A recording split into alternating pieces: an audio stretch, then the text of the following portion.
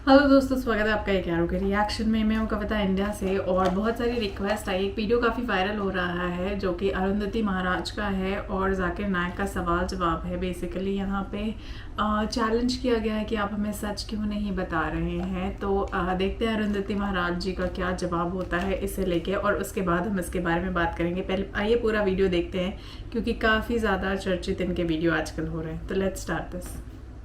लेकिन मुझे अगर किसी को रीज़न देना हो कि भगवान को हमें क्यों मानना चाहिए और क्या है ऐसी चीज़, उसको अब मुझे तुम साइंस से रिलेट करके बताओ। क्योंकि मैं भी बहुत ऐसे एमएनसी में वर्क करती हूँ और बहुत लोग मुझे पूछते हैं सवाल। बिस्मिल्लाहिर्रहमानिर्रहीम, अस्सलाम वालेकुम। दोस्तों, दुनिया के हर धर्म, हर मज़हब के अंदर लोगों का अपने धर्म के बड़ों से ये एक सवाल ज़रूर होता है कि हमारा अगर खुदा है, भगवान है या ईश्वर है, तो उसको साइंस के ज़रिए प्रूव कीजिए कि साइंस में उसका क्या प्रूफ है कि वाकई में खुदा मौजूद है या नहीं है। आज की वीडियो भी इसी के बारे में, जिसमें एक औरत पंडित से सवाल कर रही है कि अगर भगवान है तो उसको साइंस के ज़रिए साबित करके बताएं कि वाकई में भगवान है, ताकि मैं लोगों को बता सकूं कि भगवान साइंटिफिकली भी प्रूफ रखता है। तो इसके बारे में बताइए। और इसी तरह से डॉक्टर जाकिर नाइक साहब से भी इसके बारे में पूछा गया कि साइंटिफिक नज़रिया खुदा के बारे में क्या है, तो इसके बारे में आप बताइए। तो डॉक्टर जाकिर नाइक साहब ने साइंटिफिकली खुदा को प्रूफ करने के बारे में जो बताया है, आइए देखते हैं आज की इस वीडियो में। मेरा एक क्वेश्चन था आपसे कि जैसे कि अभी मुझे 1 साल ही हुए हैं, मैं इतने भक्ति भाव में अभी लीन हुई हूँ भगवान के प्रति। और जैसे कि मैं चाहती हूँ कि मैं एक साइंस स्टूडेंट रही हूँ, तो मैं जानना चाहती हूँ कि मुझे अगर साइंस और संस्कृति को कोरिलेट करना हो तो वो मैं किसी को अगर मुझे बताना होगा कि जैसे मैं अब मानने लग गई हूँ और मुझे किसी को बताना होगा जो अभी इतना नहीं, मतलब जो नास्तिक है या जो नहीं मानते हैं, तो मैं उनको साइंस और संस्कृति को कैसे कोरिलेट करके बताऊँ? साइंस का कोई सवाल आप हमसे पूछिए जो आपको जानना हो कि साइंस ये कहता है तो शास्त्र क्या कहते हैं। आप सवाल करते जाइए, साइंस से जुड़े, शास्त्रों के जुड़े, हम उत्तर देते जाएंगे। ऐसा तो मुझे कोई पूछेगा नहीं, लेकिन मुझे अगर किसी को रीज़न देना हो कि भगवान को हमें क्यों मानना चाहिए और क्या है ऐसी चीज़, उसको अब मुझे तुम साइंस से रिलेट करके बताओ। क्योंकि मैं भी बहुत ऐसे एमएनसी में वर्क करती हूँ और बहुत लोग मुझे पूछते हैं सवाल। अभी जस्ट मैंने लड्डू गोपाल जी को अपने घर पे लेकर आई, शादी में मुझे मम्मी पापा ने दिए थे। तो मेरी सासू माँ उनका बहुत ज़्यादा ख्याल रखती थी। फिर मैं धीरे धीरे उनको देखकर मैं भी भक्ति भाव में आई, तो अब मैं उनको पर्सनली रख रही हूँ और मैं उनकी बहुत सेवा कर रही हूँ अभी। तो बस मुझे इसका आंसर चाहिए था कि अगर कभी मुझे किसी ने पूछा तो मैं उनको क्या बोलूँगी। आपने बहुत अच्छा सवाल किया कि ईश्वर को क्यों मानना चाहिए। देखिए, एक उस व्यक्ति से आप मिलें जो ईश्वर को नहीं मानता, फिर वो सत्संग से जुड़ा और ईश्वर को मानने लगा, तो ईश्वर के ना मानने में और फिर बाद में मानने में उससे पूछो कि क्या अंतर है, तो वो बताएगा कि जब नहीं मानते थे तब परेशान थे, अशांत थे, पर मानने के बाद, ईश्वर को महसूस करने के बाद मन को शांति मिली। Secondly, don't you think, just let me complete. नहीं, आप पूछ सकते हैं। आपका 2 सवाल हो चुका है। एक क्या आप नास्तिक है? नहीं, नास्तिक है, वो बड़ा सवाल है, वो मैं साबित पहले करूंगा, सब आपका हल हो जाएंगे इंशाल्लाह। इंशाल्लाह बाद में पूछ सकते हैं आप। मैं जवाब दूंगा, फिर से पूछ सकते हैं आप, इंशाल्लाह मैं आपको चांस दूंगा। भाई साहब, उर्दू समझते, हिंदी समझते आपको ना? हाँ। मेरी हिंदी इतनी अच्छी नहीं, पर समझती ना? नहीं, आपकी हिंदी अच्छी है। नहीं, मेरी हिंदी मैं जानता हूँ अच्छी नहीं। अच्छा। मुंबई की है, उसमें ग्रामेटिकल एरर है, लेकिन लोग को समझने में आता है तो अल्हम्दुलिल्लाह। पैगाम पहुंच जाता, मैं खुश हूँ। लोग कहेंगे जाकिर को उर्दू नहीं आती, हिंदी नहीं आती, चलेगा। दिल को अगर पैगाम पहुंच गया तो मैं खुश हूँ, क्योंकि ईमान लाने के लिए अच्छी उर्दू होना जरूरी नहीं है। भाई साहब का पहला सवाल था, उन्होंने कहा कि मैं एक नास्तिक हूँ, आई एम एन एथियस्ट, और मैं खुदा में नहीं मानता हूँ, लेकिन मैं साइंस में मानता हूँ, और मैंने साइंस में किधर भी नहीं पढ़ा कि खुदा है। ये पहला सवाल था। दूसरा सवाल कि उसके कई दोस्त हैं जो रिलीजन में मानते हैं, मज़हब में मानते हैं, कई बार डिस्कशन होता है, तो मेरे दोस्तों ने कहा कि आप जाकिर से सवाल पूछिए, हो सकता है, ज़रूरी नहीं, हो सकता है वो जवाब दे और आप उनके जवाब से मुतमईन हो। तो पहला सवाल उन्होंने पूछा कि साइंस के अंदर material evidence is a must.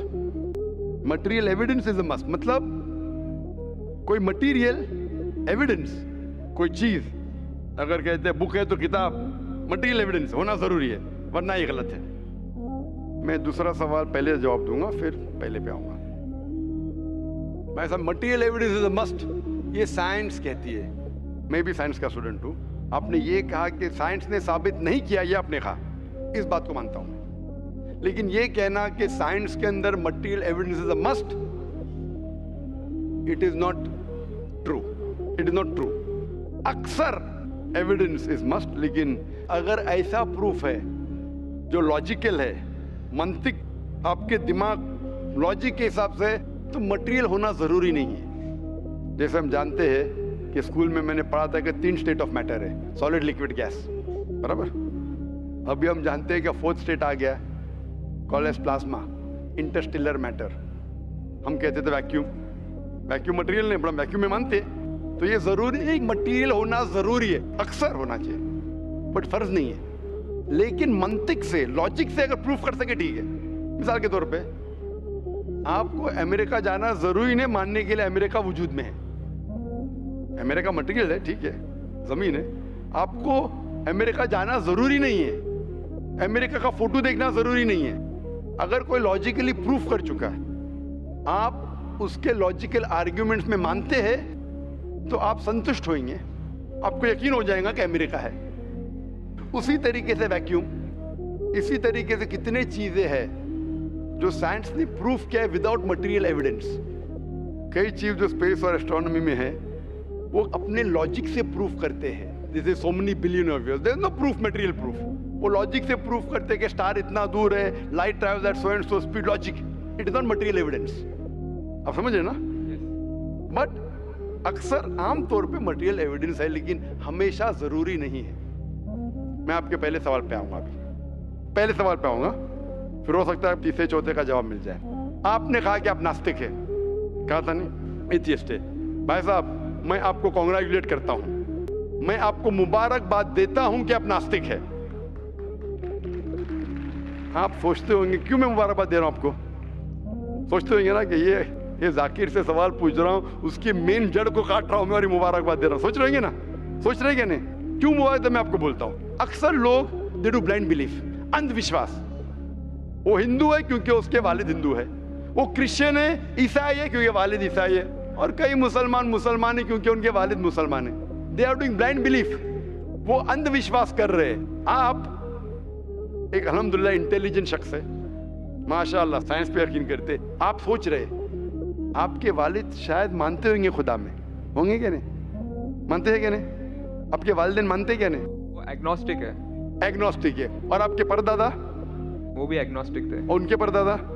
वो रिलीजियस थे। वो रिलीजियस, कोई भी मानते थे ना परदादा। आपके परदादा मानते थे, लेकिन आप अब ये करते, आप लेकिन जानते तो होंगे, आपके दोस्त जब बात करते मजहब के बारे में, ईश्वर के बारे में, उनका इल्म तो आपको होगा कि नहीं, कि मेरे हिंदू दोस्त किस भगवान में मानते, इल्म तो है। आप सोचते ऐसा भगवान जो खुद कुछ काम नहीं कर सकते, दूसरे भगवान की मदद लेता है, आप सोचते होंगे ना? और ये कैसा भगवान है? एक भगवान दूसरे भगवान की मदद ले रहा है तीसरे भगवान को हराने के लिए। तो आपका दिमाग सोच रहा है कैसा भगवान, ये भगवान में मानने का फायदा क्या है? तो मैं आपको कॉन्ग्रेचुलेट करता हूं, मुबारकबाद देता हूं, क्योंकि आपने हमारे इस्लाम का, हमारे ईमान का, हमारे शहादा का पहला हिस्सा कहा, ला इलाहा, देयर इज नो गॉड, कोई भगवान नहीं। आप समझे ना? आपने हमारे शहादा, हमारे ईमान, हमारे इस्लाम के बुनियाद का पहला हिस्सा कहा, जो अहम जुमले का पहला हिस्सा कहा, देयर इज नो गॉड, ला इलाहा, आप कोई भी खुदा में नहीं मानते। इसीलिए मैं आपको मुबारकबाद दे रहा हूं। वो बाकी जो गैर मुसलमान है, जो हिंदू है, क्रिश्चियन है, मुझे पहला उनसे बहस करने पड़ेगा कि आप जिस खुदा में मानते हैं वो गलत खुदा है, फिर साबित करने पड़ेगा इल्लल्लाह, बट अल्लाह, जो मैं इंशाल्लाह करूंगा। डबल काम, आपके लिए आधा काम मेरा हो चुका है, आप समझे ना?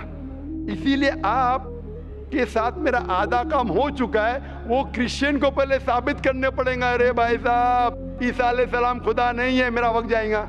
हिंदू को बोलने पड़ेगा, भाई आप जिस भगवान में मानते, ईश्वर में मानते, मूर्ति में मानते, गलत है। आप तो पहला पार्ट कह चुके हैं हमारा, मानते हैं, दूसरा पार्ट बट अल्लाह, इंशाअल्लाह मैं आपको साबित करूंगा। मैं आपसे सवाल पूछना चाहता हूं, आप माशाअल्लाह साइंस में मानते हैं, मैं भी साइंस में मानता हूं, आप साइंस पे यकीन करते हैं, अल्हम्दुलिल्लाह, मैं भी लिमिटेड जहां तक के सही है मानता हूं।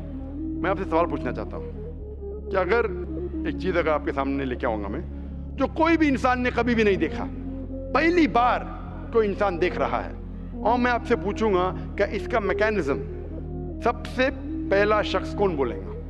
ये चीज may be computer, may be something out of the world, something absolutely different, पहले बार जिंदगी में कोई इंसान देख रहा है। मैं आपसे पूछूंगा इसका मैकेनिज्म सबसे पहले कौन सा शख्स कहेगा?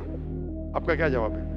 वो तो डिस्कवरी या रीडिस्कवरी रहेगा, तो उसको पहला स्टडी करना पड़ेगा ना, इन डेप्थ स्टडी होगा, उसके बाद ही पता चलेगा। सबसे पहले बार स्टडी तो बाद में हुई।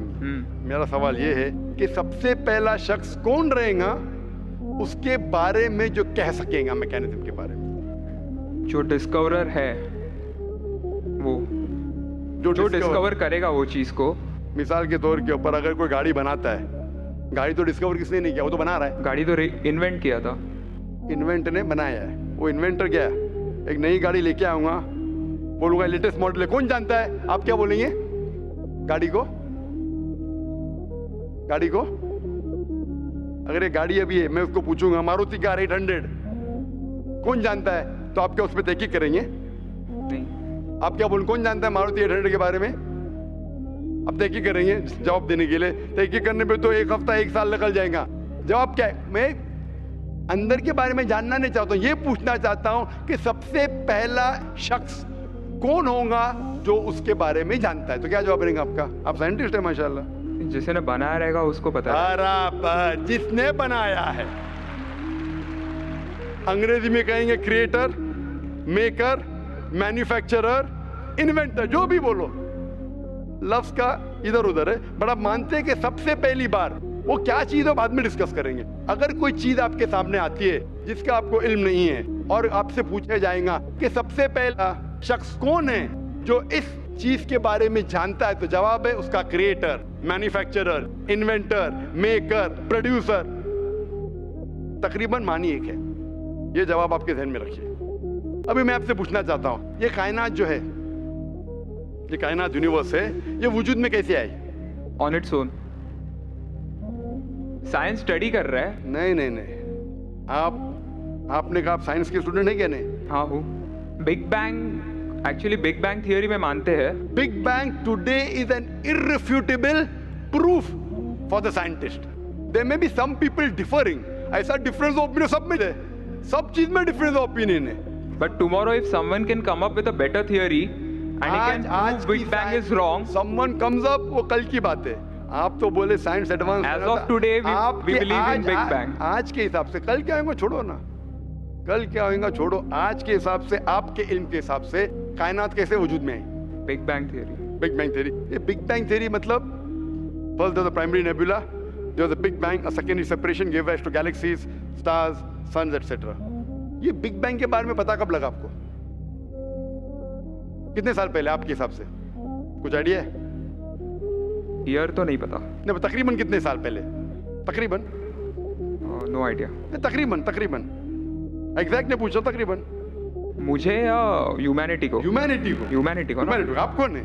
आपको पता चलेगा जब आपने पढ़े, पर उसमें ये भी पता लगता है ना सबसे पहले किसको नोबेल प्राइज मिला, कौन से साल में मिला, पता है तकरीबन कितने साल पहले? No idea, maybe 30, 40, 50 years. बिल्कुल सही। 30 बोलो, 40 बोलो, 50, मैं आर्ग्यू नहीं करूंगा।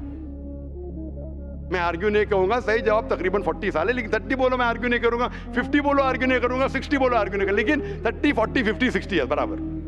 ये लफ्ज जो आप कह रहे हैं, ये जो बिग बैंग के बारे में कुरान मजीद में 1400 साल पहले लिखा हुआ है, सूरह अंबिया में, सूरह नंबर 21 आयत नंबर 30 में, अवलम यरल लज़ीना कफरू, क्या वो काफिर नहीं जानते, अन्ना समावाति वल अर्द, ये आसमान और धरती एक थे।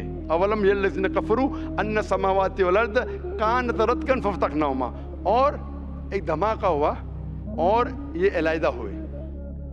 Do not the unbelievers see the heavens and the earth were joined together and we clove them asunder. अभी this is nothing but the Big Bang theory in a nutshell. जो Big Bang कहती है, this is a nutshell. वो Big Bang में आप जब जाएंगे उसमें और आपको एक्सपेंशन मिलेगा, बिलियन ईयर्स पहले हुआ, 5 बिलियन या 5 ईयर्स, दैट डिफरेंस ओपिनियन। ये बिग बैंग के बाद कौन सा गैस है, न्यूट्रॉन आया, प्रोटॉन आया, वो सब discussion. But big bang is the irrefutable proof according to scientist. I would like to interfere here with your permission, of course. why does religion need to use science as a walking stick, whereas science never refers to religion? माशाअल्लाह, भाई साहब ने पूछा कि religion को science की walking stick क्यों चाहिए, साइंस को रिलीजन की जरूरत ही नहीं है। भाई साहब, रिलीजन को साइंस की जरूरत नहीं है, साइंस को रिलीजन की जरूरत है। इसीलिए Albert Einstein who got a Nobel Prize winner, famous physicist, उसने कहा science without religion is lame and religion without science is blind. That was his personal opinion. I would just like to say one thing. When a doctor, जवाब दिया ना अभी तक। okay, जवाब complete नहीं। I think it would be better if I just add. No, you can add, but you keep on adding every sentence, the main will go away. Right. Otherwise, every time you can keep on arguing, the whole thing will take 10 hours. For that, we can have a private discussion. Sure. Fine. We'll have private discussion. We'll discuss 1 hour, 5 hours, 10 hours. Tomorrow night you come. Till morning we'll. तो दोस्तों यहाँ पे हमने देखा हमेशा doctor Zakir नायक की कितनी अच्छी और कितनी ज़बरदस्त कॉन्वर्सेशंस होती है। The same thing we have seen here. और मज़ेदार कॉन्वर्सेशंस थी दोनों हिंदू भाई की भी एंड डॉक्टर जाकिर नायक की भी। और किस तरीके से I was super impressed when Zakir Naik ने ये कॉन्सेप्ट दिया, गीता से, वेदों से इस चीज़ का रेफरेंस उठा के एक्सप्लेन करने की कोशिश की। तो the pattern he explains, the way he explains, person को देख के, उनके रिलीजन को देख के, जाकिर नायक को इट्स hats off man, मतलब the knowledge he has, it's supreme. I mean, really hats off to that. The way he explains, the type he explains, the understanding he has is amazing. और इसीलिए शायद चाहे वो किसी धर्म के भी लोग उनकी रिस्पेक्ट करते हैं, लोग उनसे बात करना चाहते हैं, बिकॉज उनके साथ बात करने में एक अलग ही लेवल का मज़ा है। जिस तरीके से वो बोलते हैं, उनका हर एक एक्शन, हर एक मूव बहुत अच्छा रहता है। But I was surprise that Vedas में या भगवद गीता में, कुरान के रेफरेंस में और उनके जो लास्ट प्रॉफिट है उसके रेफरेंस में भी ये बात कही गई। तो कहीं ना कहीं ये सब आपस में इंटरलिंक्ड हैं, is what I can understand. और बहुत मज़ा आया इस तरह के वीडियो को देख के। तो मुझे बड़ा मज़ा आता है डॉक्टर जाकिर नायक की वीडियो को देख के। आपको ये कैसा लगा है, आपको क्या कहना है इस पर, वो आप मुझे कमेंट करके ज़रूर बताइएगा। मैं मिलती हूँ आपसे अगले वीडियो में। तब तक के लिए जय हिंद, नमस्ते, सत श्री अकाल, बाय बाय।